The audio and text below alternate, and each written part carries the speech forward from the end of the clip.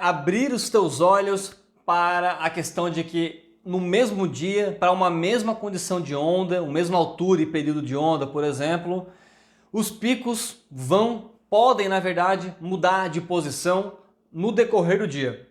Conforme, por exemplo, a maré vai enchendo ou esvaziando, o posicionamento central do melhor pico para pegar as ondas, ele vai sendo alterado, podendo ter uma alteração drástica, né, como simplesmente as ondas saírem de um lugar e ir para outro, como pode variar, por exemplo, a onda quebrar mais para dentro ou mais para baixo. Isso porque uma das principais provocações, né, das marés na surfabilidade, na nossa sessão de surf, é justamente alterar a posição da quebra de onda.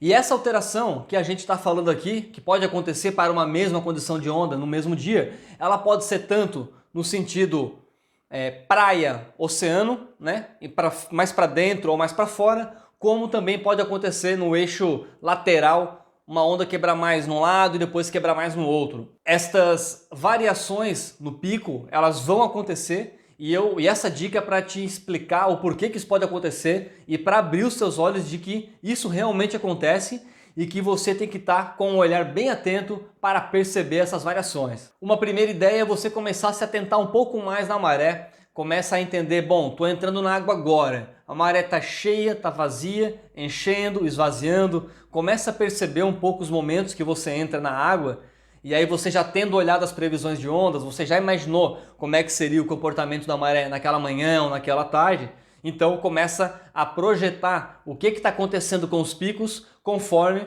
né, você leu na previsão de ondas. Então tem esse exercício mental, até mesmo ligado com observação, que é extremamente importante para começar a formar a sua memória, o seu músculo cerebral, aqui a sua mente, para perceber como é que os picos oscilam a depender das variações da maré. E com essa ideia em mente, uma vez que você está lá no pico, né, você se posicionou bem, está lá sentado esperando a sua onda, você pega uma onda, pega duas, pega três. A dica também aqui, ela se estende para você estar sempre de olho para um lado e para o outro, vai observando surfistas pegando ondas em todos os picos da sua região, né? Aquela onda mais para o lado direito, aquela onda mais para o lado esquerdo, vai observando, vai comparando com aquela onda que está vindo para você. Então vai ficando, né, em paz, curtindo a sua onda, mas também com um olhar atento para entender se está tendo movimentação, mudanças.